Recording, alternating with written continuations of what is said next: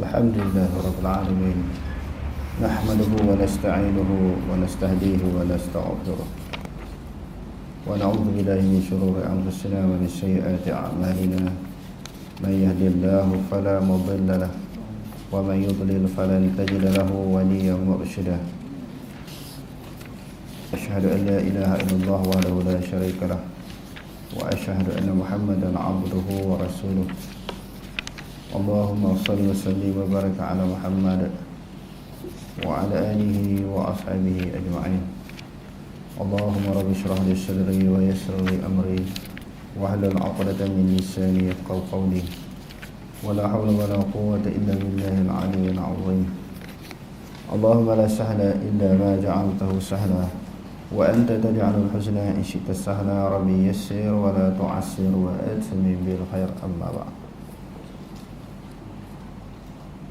Antara memperakui rububiyah Allah dengan tauhid rububiyah.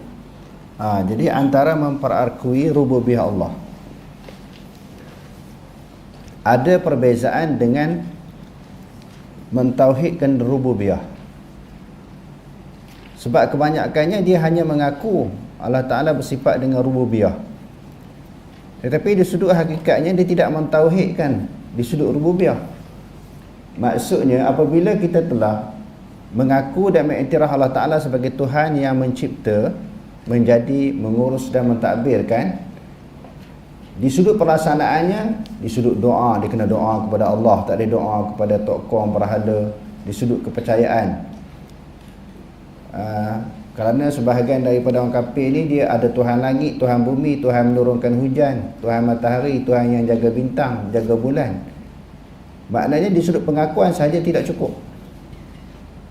Dia kena mengaku dan bertauhidkan, maknanya mengesakan Allah yang bersifat dengan mencipta. Dalam waktu yang sama tak boleh berdoa kepada yang lain daripada Allah, tidak boleh bergantung, tidak boleh berharap selain daripada Allah. Menunjukkan di situ ada perbezaan antara percaya dan pelaksanaan. Percaya saja tak cukup, mesti diikuti dengan tindakan, dengan amali dan juga perbuatan. Okey, terus. Orang-orang musyrik Arab memperakui Allah Subhanahu Wa Taala adalah Tuhan pencipta segala sesuatu. Namun mereka tetap merupakan golongan musyrik. Firman Allah Subhanahu Wa Taala, "Wa ma yu'minu aktsaruhum billahi illa wa hum musyrikun." Maksudnya, dan orang-orang yang beriman kepada Allah, kebanyakan mereka tidak beriman kepada Allah, melainkan mereka mempersekutukannya juga dengan yang lain. Maknanya percaya Allah Ta'ala itu ada, tapi dalam waktu yang sama buat syirik juga, menyekutukan juga, menduakan Allah Ta'ala juga, menganggap ada kuasa lain selain daripada Allah, ada Tuhan lain, ada sembahan lain selain daripada Allah yang berkuasa menentukan apa yang berlaku di dalam dunia, menentukan nasib mereka, memberi manfaat, mendatangkan mudarat, menyembuhkan mereka daripada penyakit, ada Tuhan lain. Jadi buat sekadar mempercayai Allah Ta'ala bersifat dengan rububiyah tanpa diikuti dengan tindakan, mereka dianggap masih syirik, masih menyekutukan Allah dengan sesuatu yang lain. Terus, hal ini kerana tidak semua orang yang memperakui Allah Subhanahu Wa Taala itu sebagai Tuhan pencipta segala sesuatu akan menyembah, berdoa, meletakkan harapan dan melahirkan rasa takut kepada Allah Subhanahu Wa Taala. Begitu juga dengan mendukung orang yang mendukung agama Allah dan memusuhi orang yang dimusuhi oleh Allah, mentaati perintah, menjauhi larangan mereka. Umum orang-orang Arab musyrik memperakui Allah Subhanahu Wa Taala adalah Tuhan pencipta segala sesuatu. Namun mereka telah mengambil pemberi syafaat selain daripada Allah Subhanahu Wa Taala dan menyekutu Allah dengannya. Firman Allah Subhanahu Wa Taala, "Qul limanil ardu wa ma fiha in kuntum ta'lamun. Sayaquluna lillah, qul afala tadhakkarun. Qul man rabbus samawati sab'i wa rabbul 'arsyil 'azim. Sayaquluna lillah, qul afala tattaqun. Qul man biyadihi malakutu kulli syai'in wa huwa yajiru wa la yujaru 'alaihi in kuntum ta'lamun. Sayaquluna lillah, qul fa anna tusharun." Maksudnya, tanyakanlah wahai Muhammad, kepunyaan siapakah bumi ini dan segala yang ada padanya? Kalau kamu mengetahui, mereka akan menjawab, kepunyaan Allah. Katakanlah, mengapa kamu tidak mahu ingat dan risau? Tanyakan lagi, siapakah Tuhan yang memiliki dan mentadbir langit yang tujuh? dan Tuhan yang mempunyai arasy yang besar. Mereka akan menjawab, semuanya kepunyaan Allah. Katakanlah, mengapa kamu tidak mahu bertakwa? Tanyakanlah lagi, siapakah yang memegang kuasa pemerintah tiap-tiap sesuatu, serta ia dapat melindungi segala-galanya, dan tidak ada sesuatu pun yang dapat disembunyi daripada kekuasaannya. Jawablah jika kamu mengetahui. Mereka akan menjawab, segala-galanya dikuasai Allah. Katakanlah, jika demikian bagaimana kamu tertarik hati kepada perkara yang tidak benar? Oleh kerana itu, dalam kalangan para pengikut orang-orang musyrik itu ada yang menyembah matahari, bulan, bintang dan lain-lain, dan berdoa kepadanya. Mereka juga melakukan ibadah, berpuasa dan mendekatkan diri dengannya. Mereka mengatakan amalan tersebut bukan satu amalan syirik. Sebaliknya, ia menjadi syirik apabila diifatkan perkara tersebut merupakan pentadbir sebagaimana Allah sebagai pentadbir, baru dikira sebagai syirik. Sekadar menjadikannya sebagai sebab dan perantaraan, tidak syirik. Padahal yang maklum diketahui dalam agama, amalan-amalan yang disebutkan di atas adalah syirik. Jadi mereka walaupun mengaku Allah Subhanahu Wa Taala sebagai Tuhan yang menjadikan alam, tetapi dalam waktu yang sama mereka mensyirikkan Allah. Bahkan mereka juga melakukan sebahagian daripada ibadat-ibadat yang disyariatkan. Contohnya, mereka boleh tawaf. Orang musyrikin Mekah boleh melakukan ibadah tawaf. Lepas tu memberi makan, meminum orang yang menunaikan haji dan umrah. Ini sebahagian daripada bentuk ibadat, amalan yang baik. Sebahagian daripada ibadat mereka boleh buat, nazar dan sebagainya. Tetapi mereka nazar kepada berhala, kepada tokong. Sebab itu tak terlepas lagi daripada syirik, tak terlepas lagi daripada kepercayaan, iktiqad, keimanan kepada yang lain daripada Allah. Tak bersih, tak beriman secara mutlak. Sebab itu ayat Quran yang kita bacakan tadi menyebut wa ma yu'minu aktsaruhum, tidaklah beriman oleh kebanyakan mereka billah dengan Allah, illa wa hum musyrikun, melainkan mereka di dalam keadaan masih syirik kepada Allah. Dia macam mana nak kira benar-benar beriman ini? Wa may yakfur bit-taghuti wa yu'min billah, barang siapa yang kufur dengan taghut dan dia beriman kepada Allah, tolak Tuhan-Tuhan yang lain selain daripada Allah Ta'ala, terima Allah secara mutlak. Tak boleh 99% ke 9%, 80%, 70%. Bila beriman kepada Allah, segala bentuk kesyirikan, tidak ada Tuhan dah selain daripada Allah, tidak ada kepercayaan dah kepada yang lain daripada Allah, tidak ada sembahan selain daripada Allah, tidak ada doa selain daripada Allah, tidak ada kepercayaan yang mendatangkan mudarat dan memberi manfaat selain daripada Allah. Tapi orang kafir ni masih ada lagi. Mereka kata itu tidak syirik.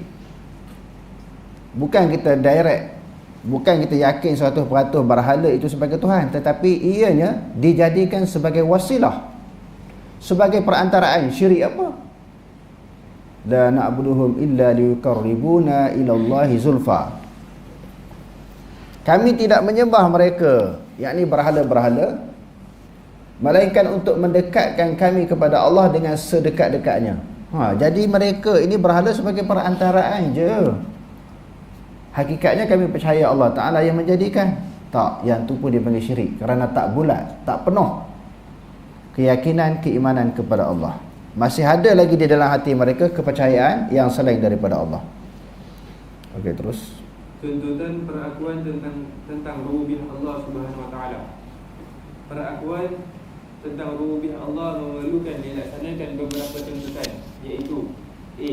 Hendaklah mengikutkan bahawasanya yang segala kemanfaatan, kemudaratan, pergerakan, diam, membentang, mengangkat, memberi, meregah, menghidupkan, mematikan, mentadbir dan menguruskan alam maya ini hanyalah Allah Subhanahu Wa Taala sahaja. Allah Subhanahu Wa Taala sahaja yang melakukan, yang menciptakannya, dan tidak ada seorang pun yang berkongsi dengan Allah Subhanahu Wa Taala dalam melakukan perkara-perkara yang dinyatakan di atas. Ia juga termasuk beriman dengan qada dan qadar Allah Subhanahu Wa Taala. B. Hendaklah mengisbatkan Allah Subhanahu Wa Taala itu adalah Tuhan yang berpisah daripada alam. Orang yang tidak mengisbatkan Allah Subhanahu Wa Taala itu sebagai Tuhan yang berpisah dengan alam, dia sebenarnya tidak mengisbatkan wujudnya Tuhan dalam arti kata yang sebenar. C.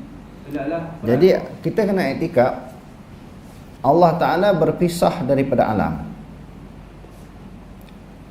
Tapi kalau mengatakan Allah Ta'ala berada di dalam alam, tak terpisah.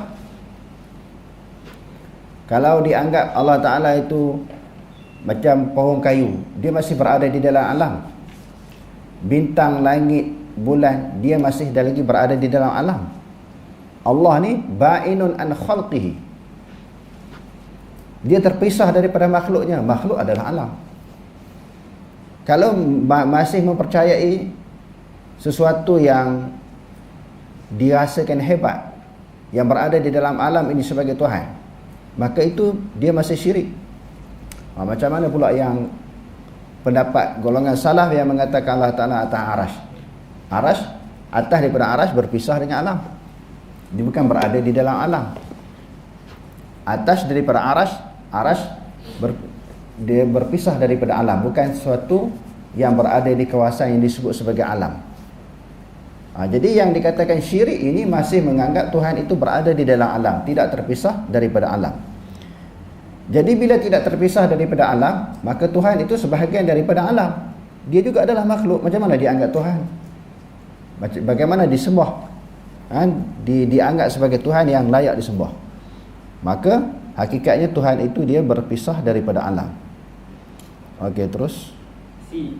Hendaklah perakuan tentang rububiyah Allah membawa kepada perakuan terhadap uluhiyah Allah Subhanahu Wa Taala. Sehubungan dengan itu, seseorang tidak boleh menumpukan ibadah melainkan hanya kepada Allah Subhanahu Wa Taala sahaja. Cara Al-Quran menisbatkan rububiyah Allah Subhanahu Wa Taala. Bagaimana cara Al-Quran menisbatkan tentang rububiyah Allah Subhanahu Wa Taala? Dalam mengisbatkan rububiyah Allah Subhanahu Wa Taala, Al-Quran mengemukakan dua cara, iaitu A. Membantah ke atas orang yang telah menyeleweng fitrahnya. Pertamanya kaedah dalam Quran ni dia membantah orang yang menyeleweng fitrah. Apa maksud menyeleweng fitrah? Dalam tajuk-tajuk yang lepas dan juga ayat-ayat yang lepas kita telah mempelajari fitrah manusia apa dia? Dia meyakini bahawa Allah Ta'ala Rabb dia. Kalau bercanggah dengan fitrah, datanya ayat Quran bantah.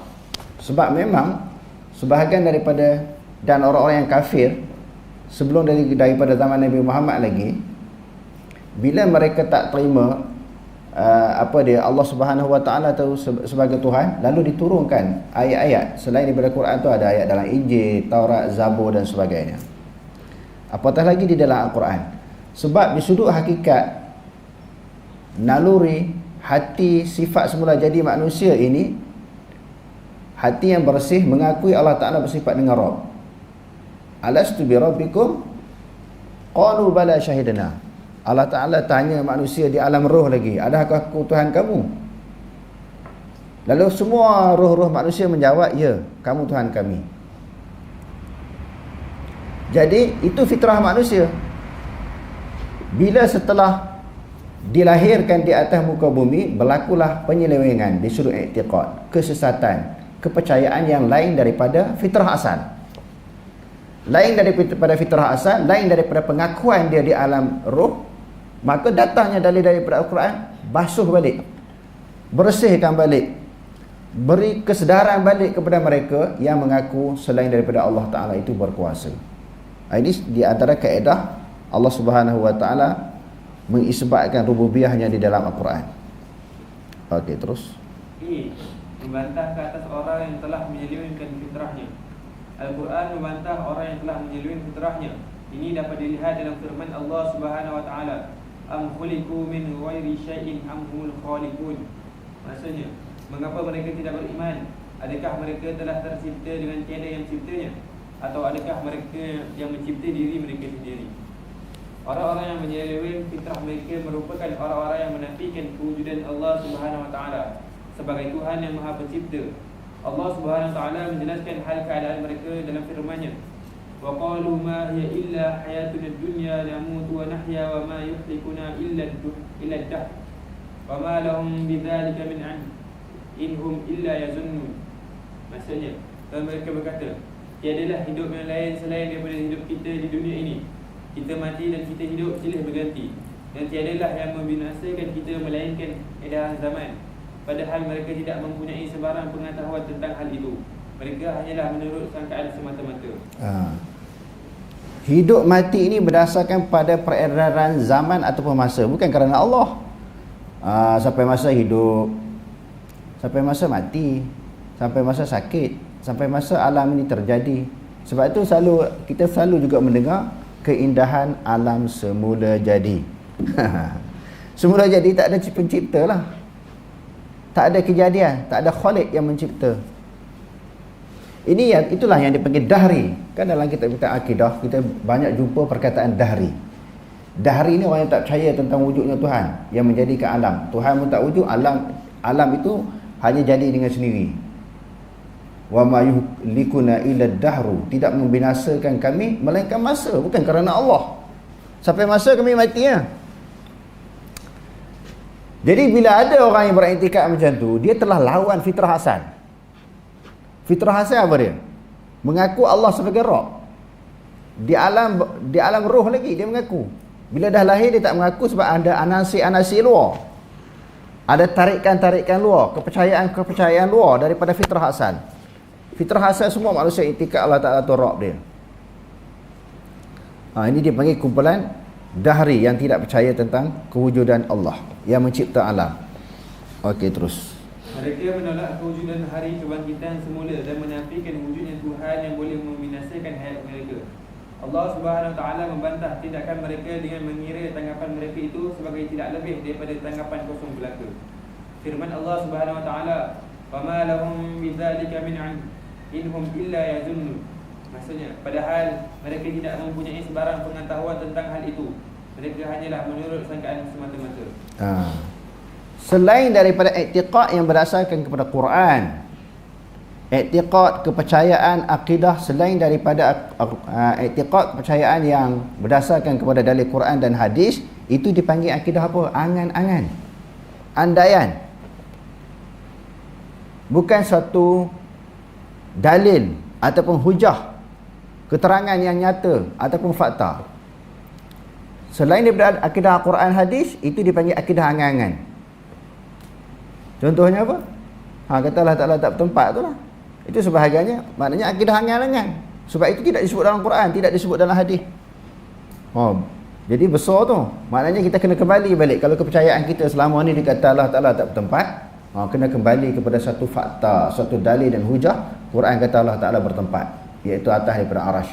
Ar-Rahmanu ala arshistawa. Dalam hadis pun menyebut begitu. Di dalam hadis-hadis sahih, di antaranya hadis yang diriwayatkan oleh Imam Bukhari, Allah Ta'ala berada di atas daripada arash. Kalau belaga berbeza dengan i'tiqad itu, akidah andaian. Sebab tidak ada hujah, tidak ada fakta. Sebab itu dia kata inhum illa yazunnun. Mereka hanyalah menurut sangkaan semata-mata, andaiannya. Kalau kata bertempat Allah Ta'ala itu sama dengan makhluk, itu andaian. Kita dah ulang banyak kali, sama tak sama, mesti apa yang disebut dalam Quran. Sama tak sama Allah Ta'ala ni, kita nak kata tak sama dengan makhluk, mesti tak sama berdasarkan kepada Quran, tak sama sebagaimana disebut dalam hadis, bukan andaian. Kalau andaian tu maknanya suatu akidah yang angan-angan, tak betul. Okey, terus. B. Mengemukakan ayat-ayat berkaitan rububiyah Allah Subhanahu Wa Taala. Allah Subhanahu Wa Taala menjelaskan tentang makhluk ciptaannya yang dicipta dengan penuh ketelitian dan keelokan. Antaranya firman Allah Subhanahu Wa Taala, "Wa fil ardi ayatun lil muqinin wa fi anfusikum afala tubsirun." Maksudnya, dan pada bumi ada tanda-tanda yang membuktikan keesaan dan kekuasaan Allah bagi orang-orang yang mahu mencapai pengetahuan yang yakin, dan juga pada diri kamu sendiri. Maka mengapa kamu tidak mahu melihat serta memikirkan dalil-dalil dan bukti itu? Manusia perlu melihat kepada kesan kudrat dan pentadbiran Allah yang terdapat pada alam maya ini. Mereka wajar memerhatikan perkembangan manusia itu sendiri daripada alam rahim lagi, yang berkembang daripada satu peringkat ke satu peringkat yang lain, sehingga keluar ke dunia ini sebagai seorang manusia yang sempurna. Mereka mempunyai anggota dan fasa indera yang unik yang membuktikan kehalusan ciptaan Allah Subhanahu Wa Taala. Firman Allah Subhanahu Wa Taala, "Ya ayuhan nasu in kuntum fi raibin minal ba'thi fa inna khalaqnakum min turabin summa min nutfatin summa ثم من علقة ثم من مضغة مخلقة وغير مخلقة لنبين لكم ونقر في الأرحام ما نشاء إلى عجل مسمى ثم نخرجكم طفلا ثم لتبلغوا أشدكم ومنكم من يتوفى ومنكم من يرد إلى أرذل الأمور لكي لا يعلم من بعد علم شيئا وترى الأرض هامدة فإذا أنزلنا عليها الماء اهتزت وربت وأنبتت من كل زوج بهيج. Maksudnya, wahai umat manusia, sekiranya kamu menaruh syak, ragu-ragu tentang kebangkitan makhluk hidup semula pada hari kiamat, maka perhatilah kepada tingkatan kejadian manusia, kerana sebenarnya kami telah menciptakan kamu dari tanah, kemudian dari setitik air benih, kemudian dari sebuku darah beku, kemudian dari seketul daging yang disempurnakan kejadiannya dan yang tidak disempurnakan. Kami jadikan secara yang demikian kerana kami hendak menerangkan kepada kamu kekuasaan kami, dan kami pula menetapkan dalam kandungan rahim ibu yang mengandung itu apa yang kami rancangkan hingga ke suatu masa yang ditentukan lahirnya. Kemudian kami mengeluarkan kamu berupa kanak-kanak, kemudian kamu dipelihara hingga sampai ke peringkat umur dewasa, dan dalam pada itu ada di antara kamu yang dimatikan semasa kecil atau semasa dewasa, dan ada pula yang dilanjutkan umurnya ke peringkat ketua nyanyuk sehingga ia tidak mengetahui lagi akan sesuatu yang telah diketahuinya dahulu. Dan ingatlah satu bukti lagi, engkau melihat bumi itu kering, kemudian apabila kami menurunkan hujan menimpanya, bergeraklah tanahnya dengan tumbuhan-tumbuhan yang merecap tumbuh, dan gembur membusuklah ia, serta ia pula menumbuhkan berjenis-jenis tanaman yang indah permai. Begitu juga apabila manusia memerhatikan alam maya ini yang begitu unik, ketika itu akan terselah kepada mereka yang alam maya ini mempunyai Tuhan yang Maha Pencipta, yang menciptakan alam tersebut dengan penuh keunikan dan kehalusan. Firman Allah Subhanahu wa taala, Allahul ladzi khalaqas samawati wal arda wa anzala minas samaa'i ma'an fa akhraja bihi minas thamarati rizqan lakum wa sakhkhara lakumul fulka litajriya fil bahri bi amrihi wa sakhkhara lakumul anhar wa sakhkhara lakumus syamsa wal qamara da'ibain wa sakhkhara lakumul laila wan nahar. Maksudnya, Allah jugalah yang menciptakan langit dan bumi dan menurunkan hujan dari langit, lalu mengeluarkan dengan air hujan itu buah-buahan untuk menjadi makanan bagi kamu. Dan ia yang memberi kemudahan kepada kamu menggunakan kapal-kapal untuk berlayar di laut dengan perintahnya, juga yang memudahkan sungai-sungai untuk kamu mengambil manfaat darinya. Dan ia juga yang menjadikan matahari dan bulan sentiasa beredar untuk kepentingan kemudahan kamu, dan yang menjadikan malam dan siang bagi faedah hidup kamu.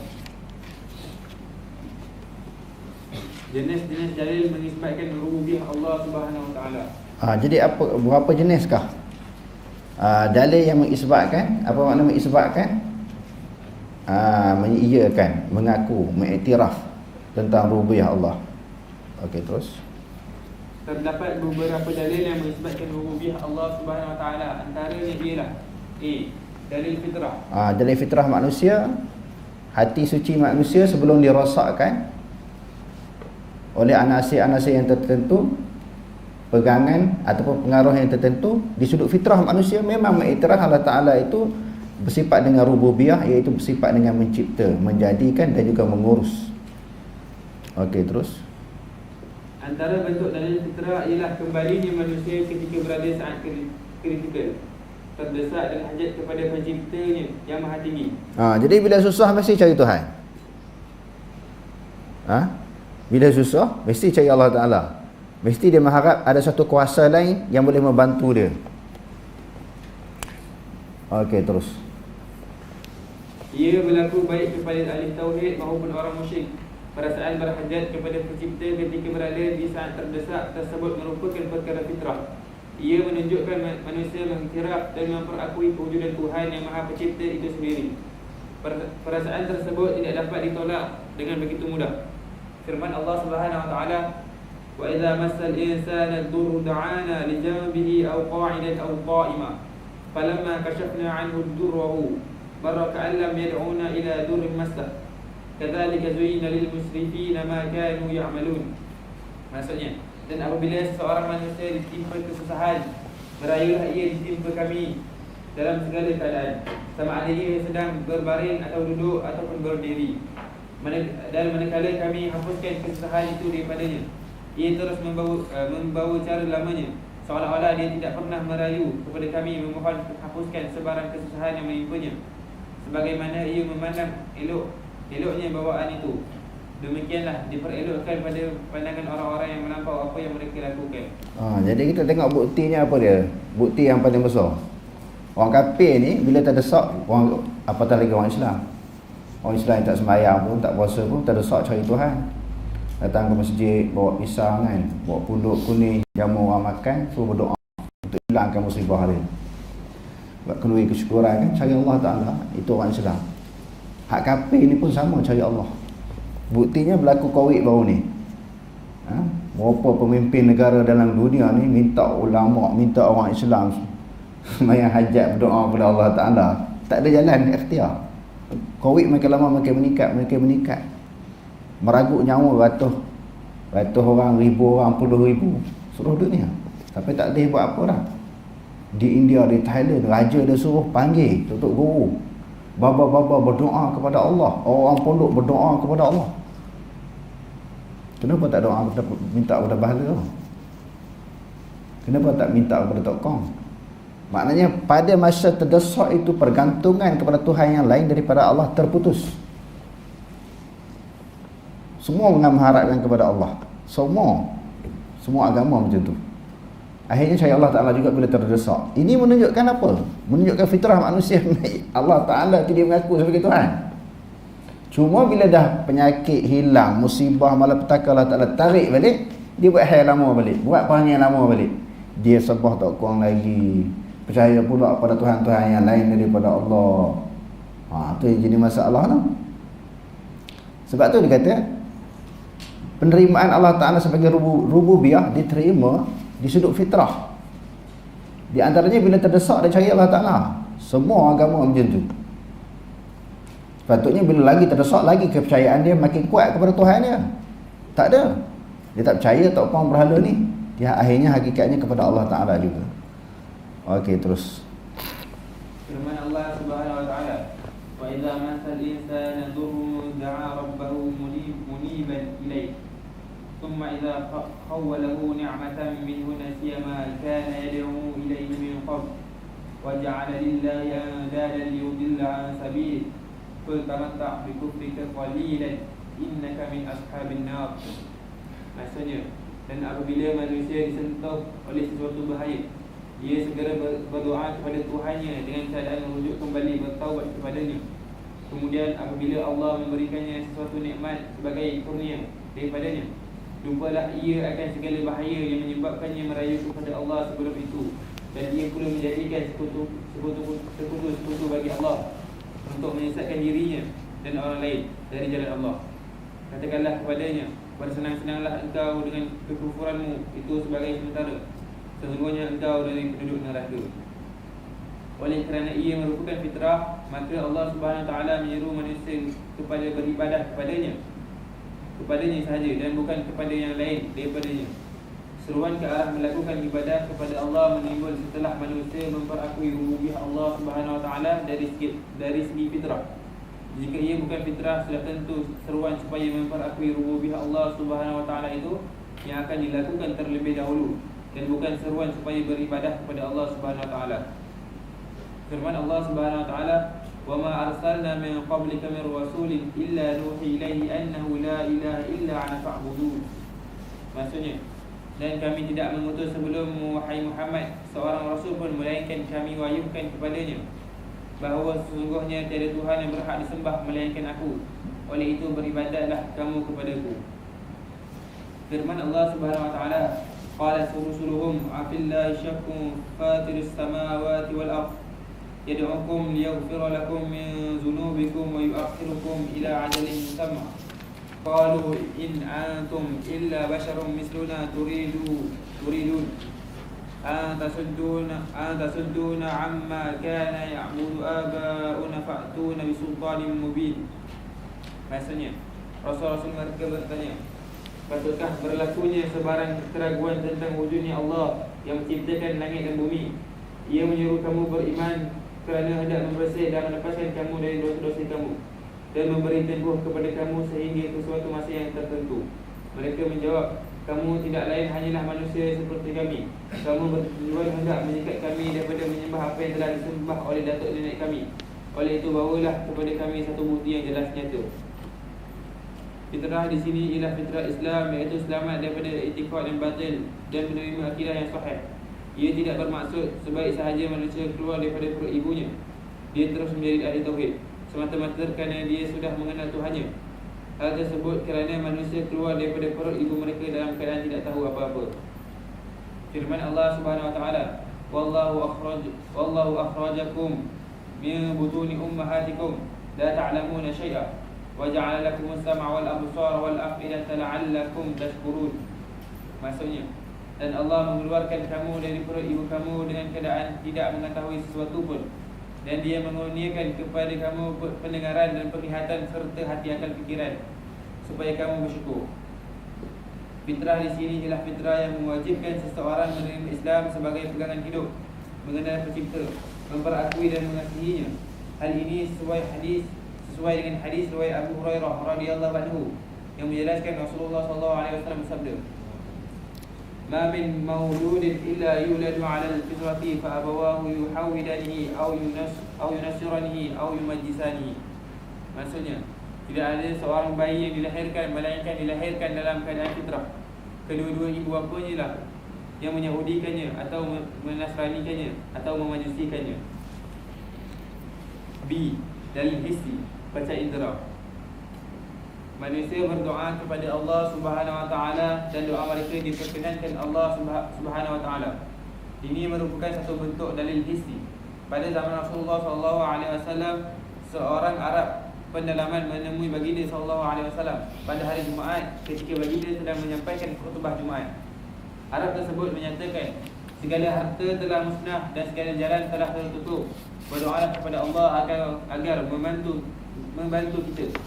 Kata Anas, demi Allah ketika itu di langit tidak ada awan dan tidak ada kepingan awan. Tidak juga terdapat antara kami dengan bukit Sirah sebarang awan di atas mana-mana rumah. Selepas Rasulullah SAW berdoa, tiba-tiba muncul awan tidak ubah bagaikan perisai tinggi di atas langit. Ia mula berkembang, mengeluarkan suara guruh dan juga kilat, dan tidak lama kemudian hujan pun turun. Rasulullah SAW tidak turun daripada mimbar melainkan air hujan menitis daripada janggut baginda. Ini jelas membuktikan tentang kewujudan Tuhan yang Maha Pencipta. Dalam Al-Quran banyak menceritakan seumpama ini. Antaranya firman Allah Subhanahu wa taala, wa ayyuba idh nada rabbahu anni massaniyad durru wa anta arhamur rahimin. Fastajabna lahu fakashafna ma bihi min dhur wa atainahu ahlahu wa mithlahum ma'ahum rahmatan min indina wa zikra lil 'abidin. Maksudnya, dan sebutkanlah peristiwa Nabi Ayub ketika ia berdoa merayu kepada Tuhannya dengan berkata, sesungguhnya aku ditimpa penyakit, sedang Engkaulah sahaja yang lebih mengasihi daripada segala yang lain, yang mengasihi. Maka kami perkenankan doa permohonannya, lalu kami hapuskan penyakit yang menimpanya, serta kami kurniakan kepadanya keluarganya dan segala lagi ramai sebagai satu rahmat dari kami dan sebagai satu peringatan bagi orang-orang yang taat kepada kami, supaya bersabar dan mendapat balasan baik. C. Dari tanda-tanda alam universal. Setiap yang baharu mesti ada yang merujukkannya. Tidak ada yang mengadakan sesuatu yang baharu melainkan Allah Subhanahu wa taala sahaja. Pada hakikat yang sebenar, penjelasan tentang kewujudan benda yang baharu menunjukkan ada yang mengadakannya, merupakan dalil hissi akli. Ia disebut dalil hissi kerana ia dapat disaksikan oleh panca indera manusia, berhubung dengan kaitannya dengan dalil akli, kerana akal dapat membuktikan yang setiap benda yang baharu ada yang mengadakannya. Sehubungan dengan itu, apabila seorang Arab pendalaman ditanya, dengan apakah anda mengenal Tuhan anda? Beliau menjawab, kesan perjalanan menunjukkan kepada kewujudan perjalanan itu sendiri. Tahi unta menunjukkan kepada adanya unta. Jadi kalau kita tengok orang Arab nak faham ada Tuhan tak ada Tuhan ni, bila jumpa tahi unta, di sana ada tak Tuhan kepada tahi tu? Ada lah. Maknanya unta itu sendiri. Kalau jumpa tahi kambing, Tuhan kepada tahi tu ada tak? Ada lah, kita cari jumpa kambing. Kiah lah tahi orang, tahi ayam, tahi kucing kan.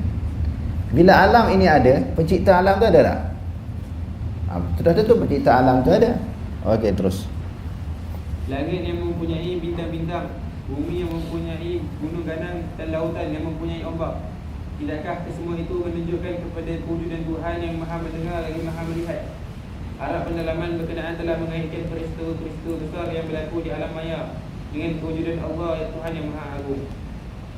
Selain itu, terdapat juga penjelasan berkaitan perkara lain selain daripada kewujudan Tuhan dalam peristiwa yang berlaku itu. Misalnya turun hujan membuktikan rahmat Tuhan, manakala kemarau panjang, peperangan dan ketakutan menunjukkan kewujudan kemurkaan Tuhan. Antara ayat berkaitan tanda-tanda alam universal yang berkaitan dengan penciptaan alam ialah firman Allah Subhanahu wa taala, "Wa min ayatihi al-lail wan-nahar wash-shamsu wal-qamar la tasjudu lish-shamsi wala lil-qamari wasjudu lillahi alladhi khalaqahunna in kuntum iyyahu ta'budun." Maksudnya, dan di antara tanda-tanda kekuasaannya ialah malam dan siang serta matahari dan bulan. Janganlah kamu sujud kepada matahari dan janganlah pula sujud kepada bulan. Dan sebaliknya hendaklah kamu sujud kepada Allah yang menciptakannya, kalau betullah kamu hanya beribadat kepada Allah. Firman Allah Subhanahu wa taala, "Wa min ayatihi khalqus samawati wal ardi wa ikhtilafu alsinatikum wa alwanikum. Inna fi dzalika laayatin lil 'alimin. Wa min ayatihi manamukum bil-laili wan-nahari wa ibtigha'ukum min fadlih. Inna fi dzalika laayatin liqaumin yasma'un.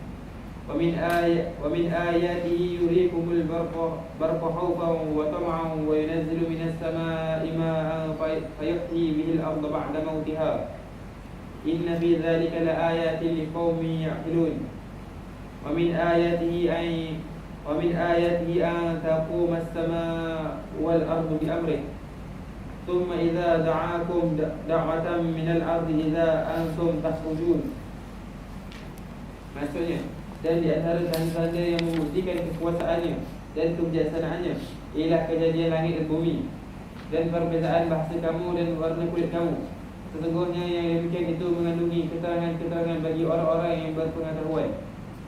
Dan di antara tanda-tanda yang membuktikan kemurahannya dan kasih sayangnya ialah tidurnya kamu pada waktu malam dan pada siang hari, dan usaha kamu mencari rezeki dan melimpah kurnianya pada kedua-dua waktu itu. Sesungguhnya keadaan yang demikian mengandungi keterangan-keterangan bagi orang-orang yang mahu mendengar nasihat pengajaran. Dan di antara tanda-tanda yang membuktikan kebesarannya dan kekuasaannya, ia memperlihatkan kilat kepada kamu untuk menakutkan dari penahan petir dan memberi harapan daripada turunnya hujan. Dan ia menurunkan hujan dari langit, lalu ia hidupkan bumi sesudah matinya dengan hujan itu. Sesungguhnya yang demikian mengandungi keterangan-keterangan bagi orang-orang yang menggunakan akal untuk memahaminya. Dan di antara tanda-tanda yang membuktikan keluasan ilmunya dan kekuasaannya ialah terdirinya langit dan bumi dalam keadaan yang menakjubkan itu, dengan perintah dan penentuan takdirnya. Akhirnya apabila ia menyuruh kamu dengan satu seruan supaya kamu bangkit hidup semula dari bumi, kamu dengan serta-merta keluar dari kubur masing-masing. Dalil syarak dapat dilihat dalam firman Allah Subhanahu wa taala, "Fa'tiya fir'auna faqula inna rasul rabbil alamin an arsil ma'ana bani Israel. Qala alam nurabbika fina walidan wa labithta fina min umrika sinin wa fa'alta fa'lataka allati fa'alta wa anta min al-kafirin. Qala fa'altuha idhan wa ana min ad-dallin. ففررت منكم لما خفتكم فوهب لي ربي حكما وجعلني من المرسلين. وتلك نعمة تمنها علي أن عبدت بني إسرائيل. قال فرعون وما رب العالمين قال رب السماوات والأرض وما بينهما إن كنتم موقنين قال لمن حوله ألا تستمعون قال ربكم ورب آبائكم الأولين قال إن رسولكم لكم الذي أرسل إليكم لمجنون قال رب المشرق والمغرب وما بينهما إن كنتم تعقلون قال لئن اتخذت إلها غيري لأجعلنك من المسجونين قال أولو جئتك بشيء مبين قال فأت به إن كنت من الصادقين فألقى عصاه فإذا هي ثعبان مبين ونزع يده فإذا هي بيضاء للناظرين قال فأت به إن كنت من الصادقين فألقى عصاه فإذا هي ثعبان مبين ونزع يده فإذا هي بيضاء للناظرين. Maksudnya, maka pergilah kamu kepada Fir'aun, kemudian katakanlah kepadanya, sesungguhnya kami adalah utusan Tuhan sekalian alam, menyuruhmu membebaskan kaum Bani Israel mengikut kami. Fir'aun menjawab, bukankah kami telah memeliharamu dalam kalangan kami semasa engkau kanak-kanak yang baru lahir, serta engkau tinggal dalam kalangan kami beberapa tahun dari umurmu, dan bukankah engkau telah melakukan satu perbuatan jenayah yang telah engkau lakukan, dan dengan itu engkau dari orang-orang yang tidak mengenal budi. Nabi Musa berkata, aku melakukan perbuatan yang demikian sedang aku ketika itu dari orang-orang yang belum mendapat petunjuk. Lalu aku melarikan diri dari kamu ketika aku merasa takut kepada kamu. Kemudian Tuhanku mengundiakan aku ilmu pengetahuan agama dan menjadikan aku seorang rasulnya. Dan budimu memeliharaku yang engkau bangkit-bangkitkan itu adalah kerana engkau telah bertindak memperhambakan kaum Bani Israel. Fir'aun berkata dengan sombongnya, dan apa dia Tuhan sekalian alam itu? Nabi Musa menjawab, dialah yang memiliki dan mentadbir langit dan bumi serta segala yang ada di antara keduanya. Kalaulah kamu mahu mendapat keyakinan dengan berdalil, maka inilah jalannya. Fir'aun berkata kepada orang-orang yang ada di sekelilingnya, tidakkah kamu dengar apa yang dikatakan olehnya? Nabi Musa menegaskan lagi, dialah Tuhan yang memiliki dan memelihara kamu dan Tuhan datuk nenek kamu yang telah lalu. Fir'aun berkata kepada orang-orangnya, sebenarnya Rasul yang diutuskan kepada kamu ini sungguh gila. Nabi Musa menerangkan lagi tentang keesaan Allah dan kekuasaannya dengan berkata, dialah yang memiliki dan menguasai timur dan barat serta segala yang ada di antara keduanya. Kalau kamu orang-orang yang berakal tentulah memahaminya. Fir'aun berkata, demi sesungguhnya jika engkau menyembah Tuhan yang lain daripadaku, sudah tentu aku akan menjadikan engkau dari orang-orang yang dipenjarakan. Nabi Musa menjawab, adakah engkau akan memenjarakan aku juga, walaupun aku membawa kepadamu sesuatu yang bukti yang jelas? Fir'aun berkata, kalau demikian bawalah bukti itu jika betul engkau dari orang-orang yang benar. Nabi Musa pun mencapakkan tongkatnya, maka tiba-tiba tongkatnya itu menjadi seekor ular yang jelas nyata. Dan ia mengeluarkan tangannya, maka tiba-tiba tangannya menjadi putih bersinar-sinar bagi orang-orang yang melihatnya. Sebagaimana yang dimaklumi, Fir'aun mendakwa dirinya sebagai Tuhan yang Maha Tinggi. Beliau mengatakan, faqala ana rabbukumul a'la, maksudnya, dan berkata, akulah Tuhan kamu yang tertinggi. Meskipun Fir'aun mendakwa dirinya sebagai Tuhan, namun dari segi batinnya beliau memperakui rububiyah Allah ke atas para makhluknya. Jadi Fir'aun ni, dia mulut je sahaja dia kata ana rabbukumul a'la. Di sudut zahir sahaja dia kata aku Tuhan kamu yang Maha Agung. Tetapi di sudut hati dia, di sudut batin dia, dia juga mengiktiraf Allah Ta'ala sebagai Tuhan. Jadi sudut hati orang tanya siapa tahu? Allah Ta'ala yang bagi tahu. Maknanya kafir macam mana pun di sudut rububiyah Allah, dia tetap mengaku Allah Ta'ala sebagai Tuhan yang mencipta. Kita tengok ayat yang berikutnya. Firman Allah Subhanahu wa taala, wajahadu biha wastayqanatha anfusuhum zulman wa 'uluwa fanzur kaifa kana 'aqibatul mufsidin. Maksudnya, dan mereka mengingkari secara zalim dan sombong angkuh sedang hati mereka meyakini kebenarannya. Oleh itu lihatlah bagaimana kesudahan orang-orang yang melakukan kerosakan. Ayat di atas bertujuan membantah dakwaan Fir'aun yang dirinya adalah Tuhan yang Maha Tinggi. Oleh kerana itu Nabi Musa AS berhujah di hadapan Fir'aun dengan tanda-tanda zahir ciptaan Allah Subhanahu Wa Taala. Fir'aun menyatakan kepada Nabi Musa AS, qala la in ittakhadhta ilahan ghairi li'aj'al la aj'alannaka,